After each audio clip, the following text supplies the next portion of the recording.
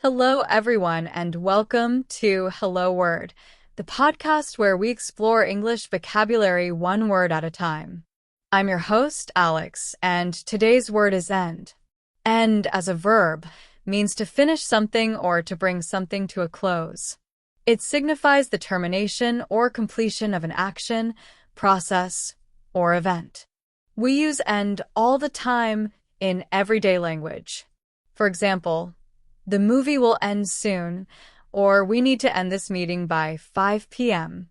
Now, let's explore some synonyms for the word end. One synonym is finish. You can say, I need to finish my homework instead of I need to end my homework. Another synonym is conclude. A good example would be, the speaker will conclude his presentation with a Q&A session, which is similar to saying the speaker will end his presentation with a Q&A session. We also have terminate as a synonym. A formal example is, the company decided to terminate the project due to budget constraints, which means the same as saying, the company decided to end the project due to budget constraints. Another useful synonym is complete. You can say, I will complete the book by next week, instead of I will end the book by next week. Finally, we have cease. For instance, the rain will cease by morning is similar to saying, the rain will end by morning. Now, let's look at antonyms words with the opposite meaning of end. A common antonym is begin. Instead of saying the story will end happily, you could say the story will begin happily to indicate the start of the story. Another antonym is start.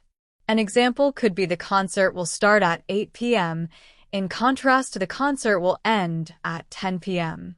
Another antonym is commence. For instance, the construction will commence next month, which is the opposite of the construction will end next month. Another antonym is initiate. For example, we need to initiate the project soon, instead of saying we need to end the project soon, to convey the idea of starting the project. We can also use the word launch as an antonym. You could say they will launch the new product next year, which contrasts with they will end the production of the old product. So, how can you use end in everyday life? Well, think about your daily routine. You might say, I end my day with a cup of tea. Or, if you're talking about a TV series, you could say, I hope the series doesn't end soon. If you're in a meeting, you might say, let's end this discussion here. You can also use end in common expressions. For example, all good things must end, which means that enjoyable experiences don't last forever. Or, that's the end of the line, meaning there are no more options available.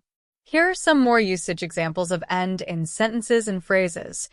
The road will end at the beach. We need to end the argument. I want to end this chapter of my life. Let's end on a positive note. The war must end. The contract will end next year. I'm glad that's come to an end. This is the end of my speech. Please end the call. Don't let our friendship end. So, today we learned that end means to finish something. We explored synonyms like finish, conclude, terminate, complete, and cease. We also looked at antonyms like begin, start, commence, initiate, and launch. And we saw how end can be used in many everyday situations. Thank you for joining me on Hello Word today. If you enjoyed this episode, please subscribe to the podcast and leave a review. Your support helps others find the show, and we really appreciate it. We hope this has helped you to better understand the word end. Now, it's your turn. Create your own sentence using the word end and share it as a comment under the video. We'd love to see what you come up with. Until next time, keep learning and keep speaking English.